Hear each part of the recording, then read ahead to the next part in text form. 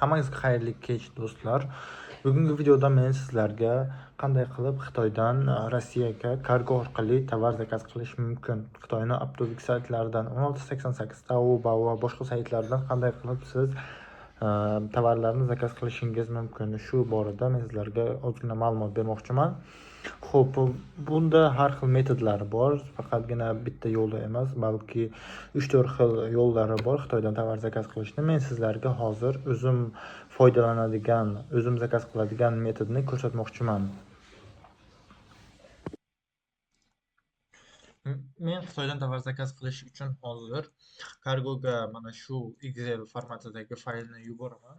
Excel formatidagi faylni keyin kargo olib, Xitoydan tovarlarni sotib olib, proverka qilib menga yetkazib beradi. Men sizlarga hozir shu Excel formatidagi faylni qanday qilib to'ldirib, Xitoydan qanday narxlarni ko'rib, kargoga yuborishni ko'rsatib bermoqchiman. Tablitsa nimadan iborat?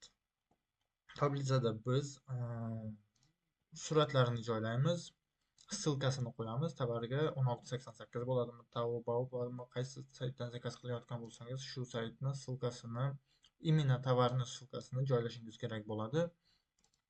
Va описание bu yerga ranglarini, количествосini bu yerga yozamiz. Cena в yuani, cena в rubli va itogovая summa yozishingiz kerak bo'ladi. Xo'p, keling sizlar bilan birgalikda hozir biz Wildberries'dan soat tanlab va u soatni 1688 dan zakaz qilishga harakat qilib ko'ramiz. Wildberries saytiga kiramiz. Biz hozir biron xil tovar tanlaymiz. Xo'p.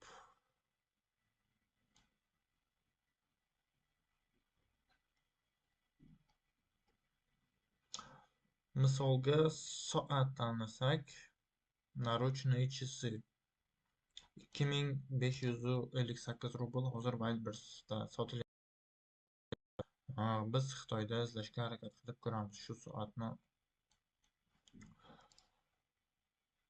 Soatni biz hozir suratini saqlanib qilib olamiz o'zimizga.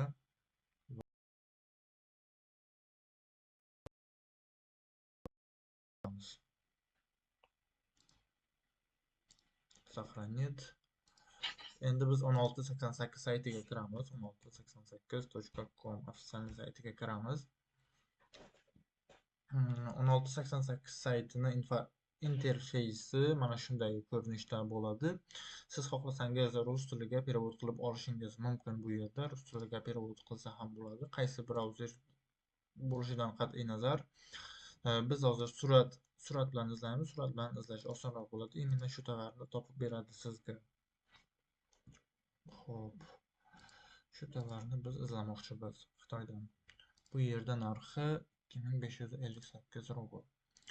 Va bu yerga siz sразу o'zingizga vkladka ochib qo'yasiz. Kurs yuana к rublю deb. Чтобы cenadan orientirovat qilish osonroq bo'lishi uchun. Soatlarni mana shu soatni hozir 45 yuan ko'rsatib turibdi. Именно shu soat 45 yuan qancha bo'ladi?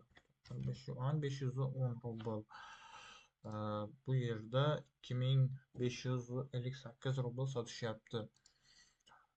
Bu yerda izlasangiz yana arzonroq variantlarni topishingiz mumkin. Mana bu yerda 39 yuandan, xo'p, 45 yuan, 19 yuandan, mana bu yerda 39 yuan. Izlasangiz siz yana arzonroq variantini topishingiz mumkin. Keling biz siz bilan hozir ana shu 45 yuandan qanday qilib zakaz qilishimiz mumkin. Kartochkani o'ziga biz va biz tablitsani to'ldirishni boshlaymiz asta-sekinlik bilan. Tablitsani to'ldirish uchun biz suratni joylaymiz tablitsaga.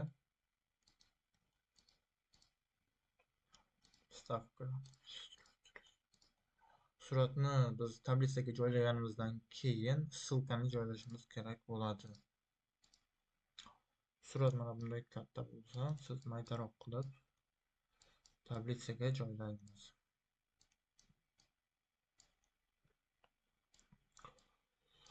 Tak, ssilkani joylash uchun biz brauzerdan shu tovarni именно ssilkasini olamiz va bu yerga ssilkasini joylaymiz. Описаниеda biz yozib o'tirishimiz shart emas. Описаниеga hech narsa.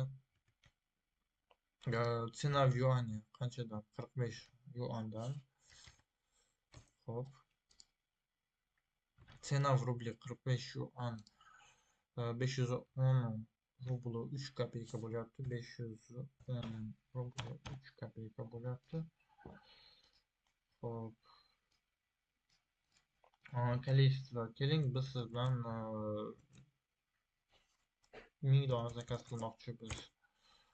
1000 dona zakaz qilmoqchimiz. Итоговая summa 45 yuanni ko'paytiramiz 1000 donaga. Итоговая summa bizga 45.000 yuan bo'lyapti va 45.000 yuanni biz bu yerda ko'ramiz. 45.000 yuanimiz 500.000 rubl bo'lyapti. Вполне адекватная summa. Сохранить qilamiz va bu fayl уже bizda tayyor. Bu faylni endi biz WhatsApp orqali, Telegram orqali Cargoga jo'natib bersak, Cargo o'zi borib Xitoydan olib kelib bizga beradi.